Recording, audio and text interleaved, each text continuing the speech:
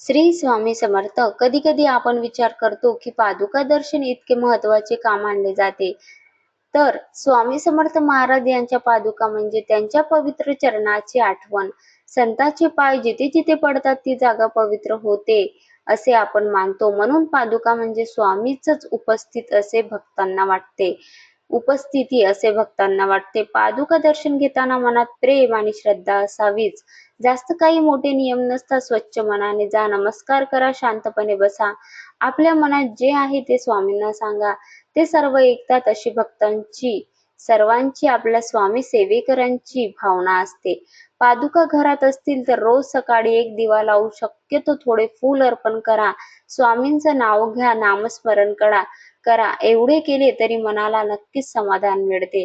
पादुका आपल्याला एक गोष्ट शिकवतात, नेहमी चांगल्या मार्गावर चालावे, खोटे बोलू नये, कुणाला त्रास देऊ नये, गरजूंना मदत करावी, कारण स्वामींना चांगले आचरण आवडते. अनेक भक्त सांगतात की पादुका जवळ बसून स्वामींचं नाव घेतले की मनातील भीती कमी होते, झोप चांगली लागते, घरात शांत वातावरण राहते. सगळ्यात महत्त्वाचे म्हणजे पादुका दर्शन म्हणजे फक्त इच्छा नाही, मनातील काही मागणेही नाही. आधी धन्यवाद द्या, स्वामींनी दिलेल्या गोष्टीसाठी कृतज्ञता राहा, मग तुमची इच्छा सांगा. कारण स्वामी आपल्या मनातील सर्व त्यांना माहिती असते. आपल्याला काही सांगायची गरजच पडत नाही. कधी कधी आपल्याला असं वाटतं स्वामी समर्थ महाराज यांच्या पादुका म्हणजे त्यांच्या पायांचे चिन्ह. जसे आपण आई वडिलांच्या पायाला हात लावतो तसा आदर आपण स्वामीच्या पादुकांना करतो, कारण संतांच्या पायात आशीर्वाद असतो असे म्हटले जातात.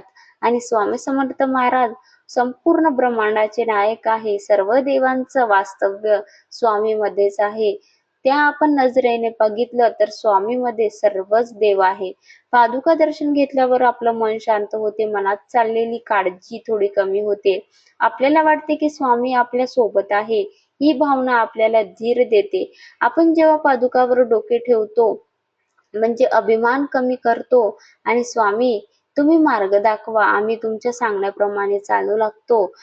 आपल्यातील कितीतरी अहंकार तिथे कमी होतो, आपल्यामधील दोष कमी होतो.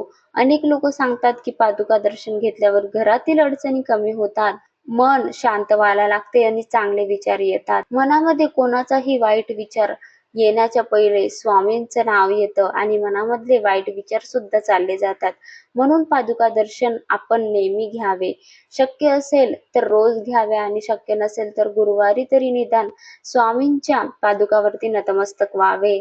स्वामींच्या पादुकाचे दर्शन घेतल्यास आपल्यामधील भीती, वाईट विचार सर्व निघून जातात आणि स्वामीवरचा पूर्ण भरोसा आहे आणि त्यांच्या चरणी राहण्याची भावना मनामध्ये येते. चांगले काय आणि वाईट काय याची समजूत सुद्धा स्वामीच्या दर्शन घेतल्यानेच होते. स्वामींच्या मठात गेल्यानंतर स्वामींच्या जेव्हा आपण पादुकाचे दर्शन घेतो, त्यांच्या पादुकावर आपण डोके ठेवतो, तेव्हा स्वामी नक्कीच आपल्याला आशीर्वाद देत असतात. आपल्यामधील वाईट गुण तिथंच नष्ट होत असतात. म्हणून स्वामींच्या पादुकाचे दर्शन घ्यावे.